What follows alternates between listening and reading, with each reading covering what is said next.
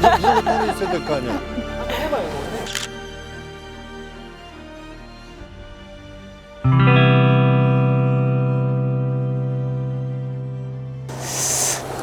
오늘이 33차인 것 같아요. 제가 한두 번 정도 빠지고 다 참석을 하려고 이제 매주 이제 노력을 하고 그렇게 지켜오려고 했는데, 그렇게 마음을 먹은 이유는 뭐냐면, 일단 나와 보시면 압니다. 첫째, 일단 나와 보시면 정치를 하려고 하는 사람들 또는 정치인들은 반드시 나와야겠다는 생각이 전 들어야 정상이라고 생각해요. 아니, 사실 우리 대의제잖아요. 국민의 대표로 국회의원들이 뽑혔고 국민을 섬긴다는 마음으로 공무원들이 국정을 운영을 하는데, 지금 우리 촛불 시민들은 지금 이 나라가 정상이 아니라고 생각을 하신단 말입니다. 그러면은 아까 추 장관님께서도 말씀하셨지만 뽑아줬다고 다 만사가 아니에요. 우리는 당연히 이것을 바로잡을 권리가 있습니다. 그러면은 국민의 대표라고 하는 사람들이 가장 앞장서서 원래는 우리 지금 이 비정상적인 정권과 싸워줘야 되는 게 맞잖아요.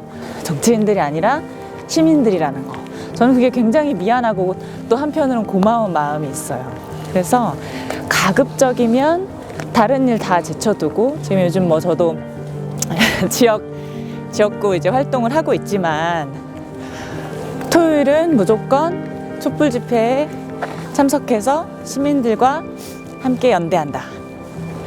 저는 그거를 어떻게 보면 약간 저 나름대로의 원칙처럼 하고, 주변의 청년분들에게도 계속 이야기하고 있어요. 헌법적인 우리 그 주권 표현의 뭐 수단 아니겠습니까? 당연히 할 수 있는 거기 때문에.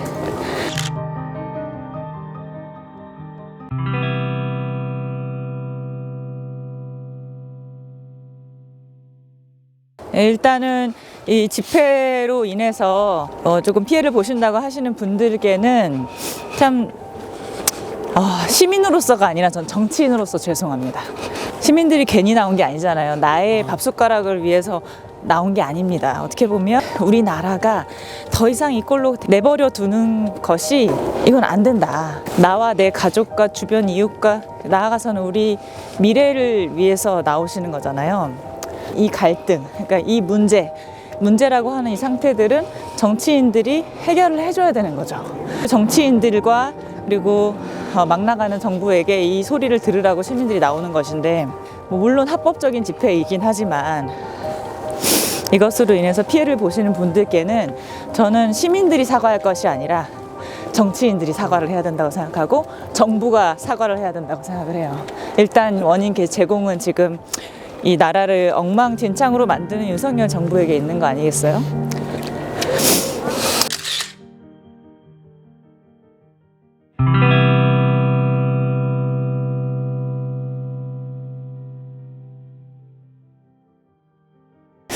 사실 당선되고 나서는 지지율이 꽤 높았어요.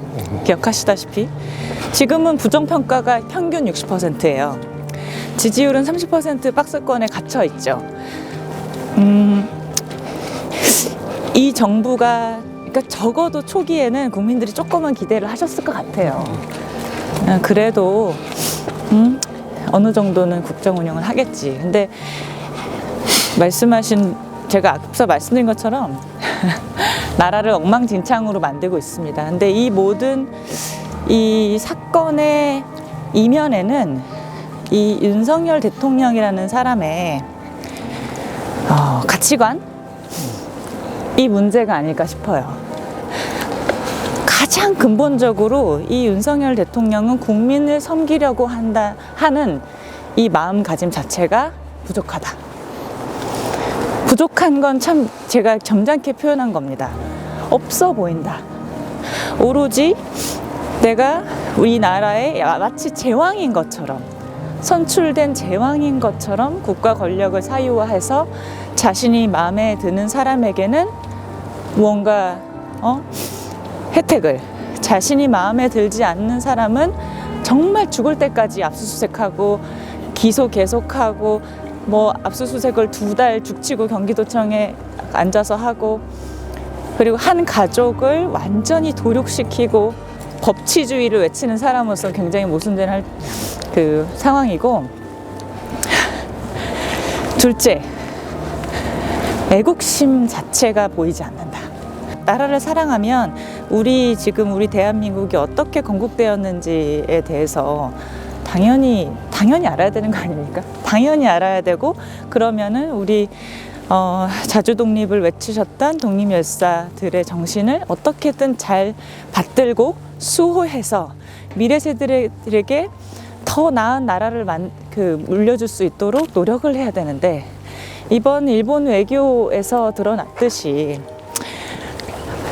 나라를 지키려는 생각, 나라의 자주 독립 정신을 수호하고 이것들을 정당하게 일본에게 당당하게 요구하려는 생각 자체가 없이 다 퍼주고 왔지 않습니까? 아, 진짜 이렇게 엉망일 수가 있는가. 너무나 통탄스럽고, 아, 이 사람은 우리 나라에 대한 애국심 자체가 없구나 라는 생각이 들고,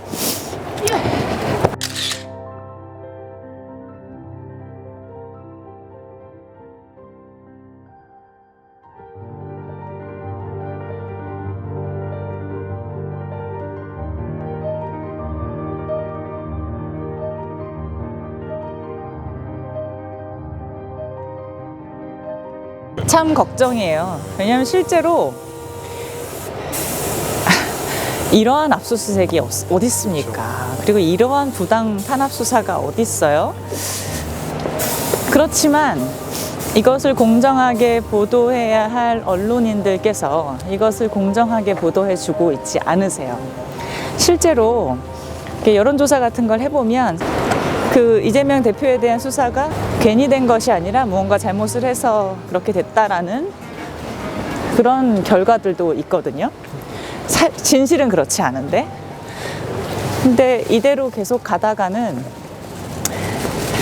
시민들께서 계속 우리 더불어민주당 당대표에 대해서 진실은 가리고 잘못된 정보, 검찰이 언론에 계속 제공한 정보들, 정말 카더라 라는 것들로 뭔가 굉장히 흑화된 그런 이미지만을 가지고 총선을 치를 가능성이 좀 있어요.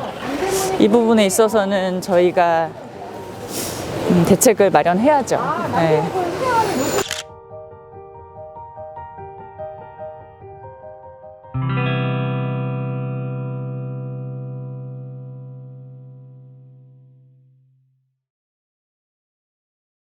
우리 당 내부의 사정도 있고 외부의 이제 환경도 있는 거잖아요. 선거는 어쨌든 굉장히 많은 변수들의 총합으로 치러지는 거기 때문에 내부에선 저희가 굉장히 이제 부당한 탄압 수사에 의해서 어려움을 겪고 있고, 민주당이 163석임에도 불구하고 여러 가지로 잘 못하고 있다라는 불평 불만도 당원분들이 표출하시는 것도 사실이지만, 반면 윤석열 정부가 이렇게 나라를 엉망진창으로 만들고 그 어떤 이념이나 가치관이나 국정 운영의 철학 같은 것이 보이지 않는 이 상황에서 국민들께서는 대안을 선택하실 수밖에 없을 거란 생각이 들어요. 그리고 그것들이 여론조사에 어느 정도 표출이 되는 것 같고요.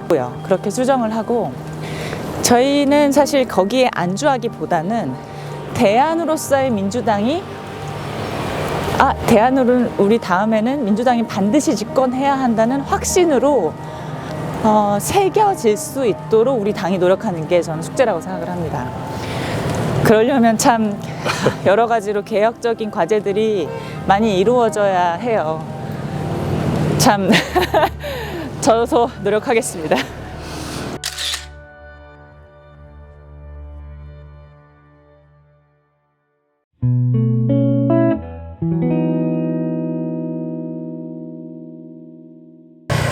이 버스에서 내려와가 처음 시작된 건 예전 광우병파동 집회 때 촛불 시민분들이 시민을 진압하려는 경찰 닭장차 위에 올라가서 시위하는 것에서 시작이 됐어요. 정말 우리는 이제 평화 시위, 비폭력 시위를 해야 한다. 여기 위에 계신 서민 여러분, 버스에서 내려오셔서 저희와 같이 비폭력 평화 시위를 해주세요 라고 하는 것이 그 버스에서 내려와의 시초예요. 이게 2016년에도 똑같이 우리 박근혜 탄핵 촛불 집회에서도 반복이 됐습니다. 지금 이 버스에서 내려와가 지금은 우리 민주당 내부를 위해서 캠페인이 벌어지고 있는 것 같아요. 결국 우리가 총선에서 승리하고 재집권을 하기 위해서는 일치 단합된 모습으로 똘똘 뭉쳐서 윤석열 정부를 견제하고 실력을 만들어 증명해내는 것이 과제이기 때문에 갈등을 조장하고 유발하는 갈라치기, 이게 없어져야 된다. 그래서 우리 민주당 당원분들께서는 또는 우리를 지지하는 분들께서는 우리 내부의 분열을 조장할 수 있는 버스 위에서의 시위를 그만하시고 내려오셔서 단합된 민주당의 모습을 보여주세요 라고 하는 그러한 이제 캠페인이라고 볼 수 있겠습니다.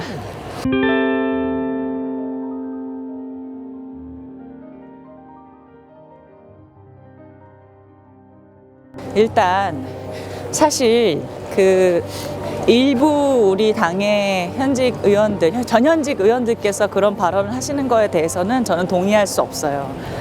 그러니까 아무리 정치는 생물이고 정치인은 말로 한 거라고 하지만 우리 당이 어려운 상황일 때 외부에서 그러한 사실 검증되지 않는 사실을 말하는 것은 우리 당에 전혀 도움이 되지 않고 우리 당원들을 가슴을 후벼팔 뿐이에요.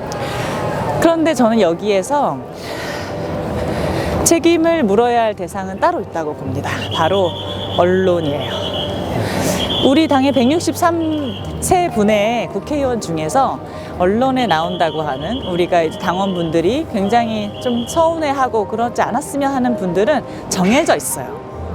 근데 그 정해져 있는 분들의 목소리가 다른 160여 명이나 되는 분들의 목소리보다 더 커야 됩니까? 아닙니다. 당연히 우리 당의 주요 입장은 이거다라고 배변을 해줘야 되는데 반대쪽의 의견만 훨씬 더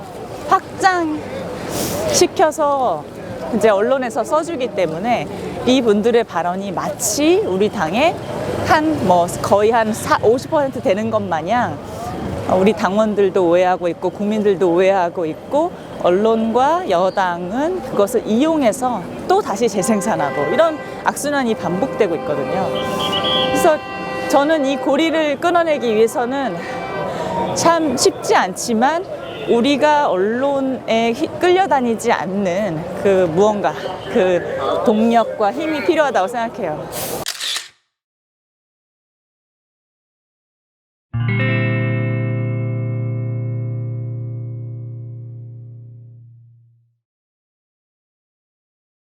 이 윤석열 정부는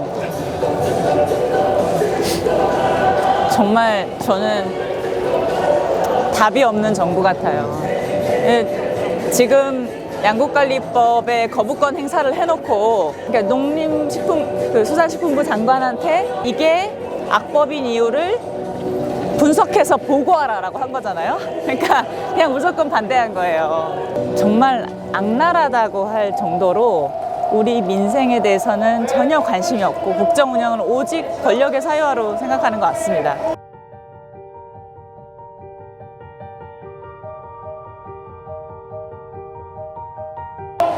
답변을 드리자면 저는 이러한 민생 법안을 계속 본회의에서 통과시키는 것 자체가 굉장히 중요하다고 생각을 합니다. 일단 그 법안은 사실은 여당과 합의를 해서 이거는 실행시키기로 여야가 합의를 해서 올려서 통과를 시킨 거란 말이에요. 그런데 거부권을 행사할 거기 때문에 애초부터 하지 않는다? 이건 일단 국회의원이 업무를 태만하는 것이고요. 둘째, 국회에서 이 법안이나 이슈를 다뤄줘야지만이 국민들께서 상세한 정보를 아시게 됩니다. 사실 양국관리법 우리가 농민 아니면 관심 없을 수도 있잖아요. 우리 그래 쌀보다 빵을 더 먹으니까 쌀을 줄이면 되는 거 아니야? 라고 단순하게 생각하실 수도 있는데 국회에서 본회의에 통과시키고 양곡관리법이라는 것을 계속 일수화시켜줘야지만이 우리 국민들께서 식량 주권에 대해서 우리가 생각을 해봐야 되는구나. 식량 문제가 심각하구나. 정말 막가파식으로 거부권을 행사하는 윤석열 대통령의 부당함을 더욱더 알리고 더 강력하게 견제해 나갈 수 있는 수단을 또 우리 민주당이 찾아 나가야 되는 게 숙제인 것 같아요.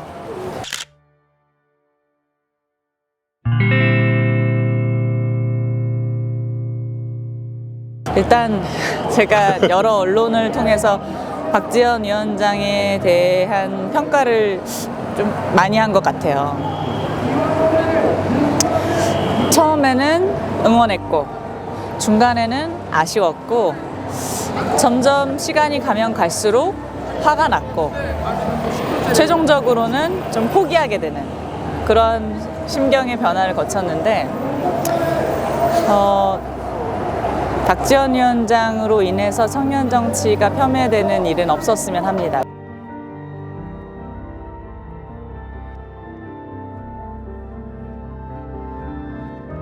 저는 그러니까 참 그것도 우리 정치가 싸워 나가야 할 하나의 과제라고 생각을 해요.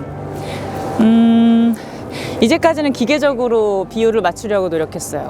20% 이상, 30% 이상, 공천 30% 이상 이런 식으로 기계적으로 비율을 맞추고 혜택을 주어도 선출되는 여성의 비율이 20%가 안 되는 경우가 많았죠. 문재인 정부 때 감사해요.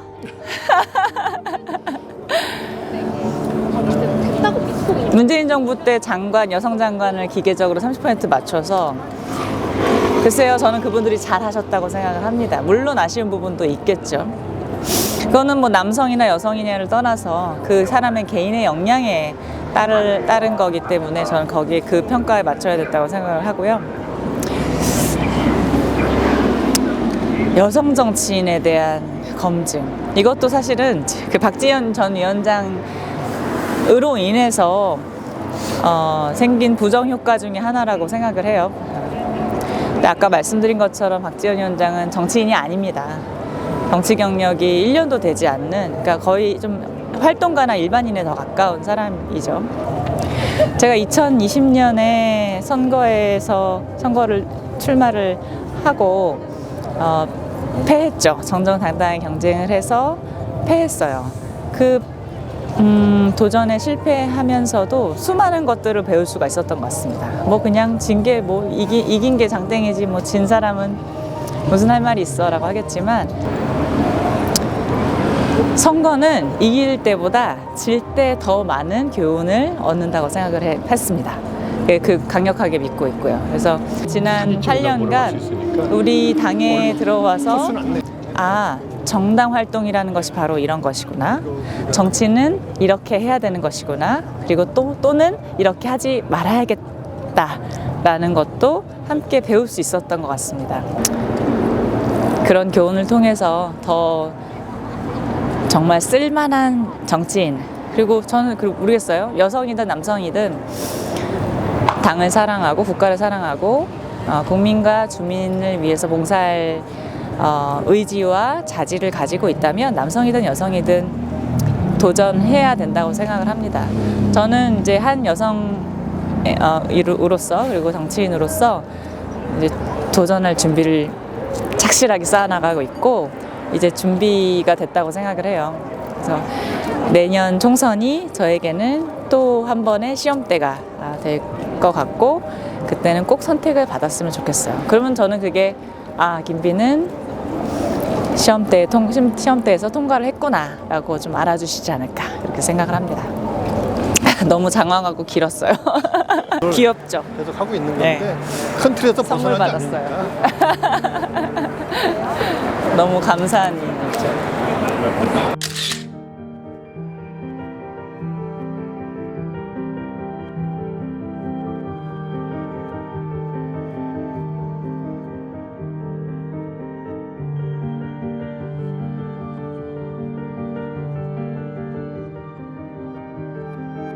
역대급 부당 탄압 수사죠. 예. 이거는 사실 헌법 정신을 위배하는 정도의 월권이고 권력 남용이에요. 그러니까 그 헌재에서도 판결을 해줬잖아요. 기소권은 검사가 독점하는 게 아닙니다. 단지 국민을 섬기기 위한 하나의 도구로서 검사에게 잠시 쥐어준 것이죠. 근데 검사는 뭐 기소권과 수사권은 우리한테만 있다라고 주장을, 말도 안 되는 주장을 법무부 장관이 하고 있으니 참 지금 우리나라의 국정 운영의 격이 한없이 추락하고 있다. 너무 안타깝고 빨리 바로 잡아야 되는데 마음은 조급한데 다들 비슷하실 것 같아요.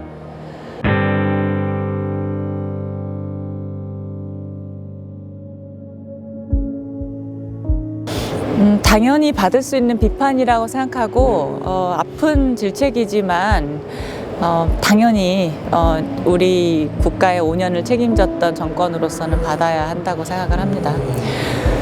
뭐 모든 부분에 있어서 동의하지는 않아요, 솔직히. 그렇지만 그럼에도 불구하고 전 책임 있는 지도자의 자세, 그리고 책임 있는 그 정권의 이제 일원으로서의 자세라면 그럼 모든 것을 수용하고 앞으로도 어떻게 하면 더 잘할까, 그리고 어떻게 하면 좀 더 덜 실망을 시켜드릴까에 대해서 고민하는 게 맞다고 생각해요.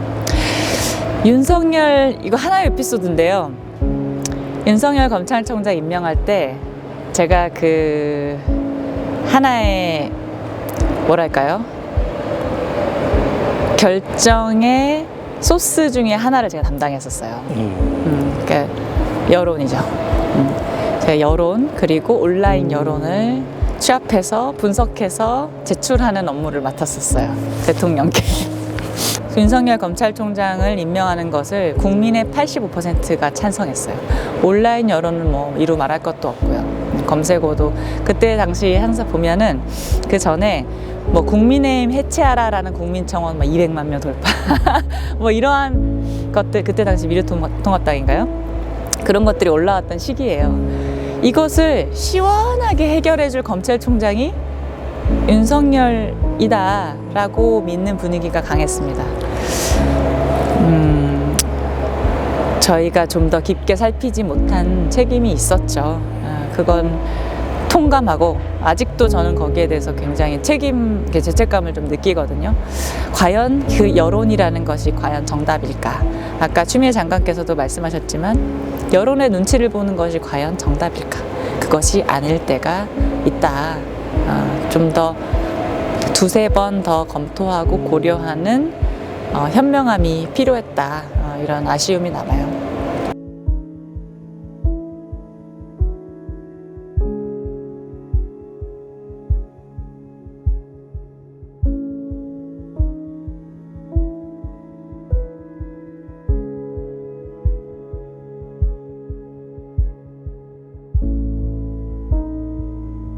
그렇잖아요. 이재명 당대표께서 당대표가 아니라면 뭐 친명일 수 있고 반명일 수 있고 비명일 수 있고 뭐 이럴 수 있어요. 근데 저는 우리 민주당의 당원이라면 지금 우리 당의 당대표를 어떻게 반명을 할 수가 있어요? 당연히 이제까지 아니었더라도, 아니면 잘 몰랐더라도 지금 우리 당을 이끌어가는 수장으로서 이재명 당대표께서 77.7%의 압도적인 차이로 당선이 됐기 때문에 뭐 혼자 추대해서 된 것도 아니고, 누군가가 뭐 예를 들어 체육관 선거에서 된 것도 아니고, 우리 지금 240만 당원이 뽑으셔서 된 거 아닙니까? 그러면 누구나가 친명이 돼야 된다라고 생각하고 저는 그 자세로 계속 임하고 있습니다. 물론 저는 정치 입문은 문재인 대통령님을 통해서 했고, 정치에 지난 8년을 버틸 수 있었던 대부분의 시간도 우리 문재인 대통령님께서 계셨기 때문에 저는 많은 부분을 이제 이렇게 힘을 얻고 할 수 있었어요. 그렇지만 그 정신적인 지주 인 것이죠. 어떻게 보면 우리 그렇죠. 문재인 대통령께서는 지금 실질적인 우리 당의 대표가 이재명 당대표이고 이재명 당대표가 잘 돼야지만이 우리 당도 승리할 수 있습니다. 이건 당연 정당인의 기본이라고 생각해요. 그래서 선당 후사라는 말이 괜히 있겠습니까? 선당 후사를 잊지 말아야겠다. 친명 화이팅!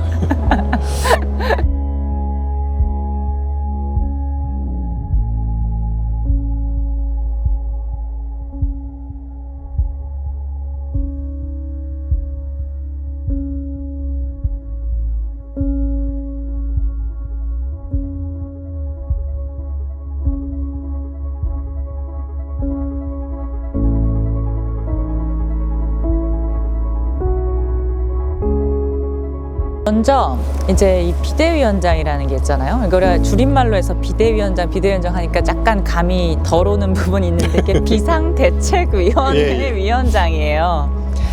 그 말은 당이 비상식이라는 거예요. 그런 상황은 우리 당이 만들면 안 되겠죠. 그래서 우리 당이 선출된 당대표가 이끌어 갈 수 있도록 최선을 다해서 일치단결하는 것이 일단은 기본이에요. 이제까지 비대위원장이 문제 안 일으킨 비대위원장이 드물 정도로 이 그러니까 선출되지 않은 위원장에 대해서는 그러니까 그 시기에서는 굉장히 잡음이 많았습니다. 이번엔 그런 일이 벌어지지 않도록 해야 될 것이고요. 둘째, 원내대표들이 만약 그러한 심정으로 원내대표 선거에 나선다면 당원들이 가만두지 않을 거예요. 저는 반드시 당원들의 심판이 있을 거라고 봅니다. 지난번 박홍근 원내대표 선출되었을 때 당시 선거 한 3, 4일 전인가요? 제가 국회에서 한 중진 의원과 이야기를 나눈 적이 있어요. 그때 압도적인 당선 예상 후보는 다른 분이었습니다. 한 중진 의원이었어요. 그런데 그걸 당원들이 문자 보내서 바꾼 거 아니에요? 당원들의 힘이 국회의원들만이 선출 가능한 원내대표까지도 영향력을 발휘하고 있는 겁니다. 이번에도 우리 당원들께서 현명하게 원내대표를 의원들에게 자기 지역구 의원들 또는 뭐 자기 관심 있는 의원들에게 추천해 주실 거라고 생각해요.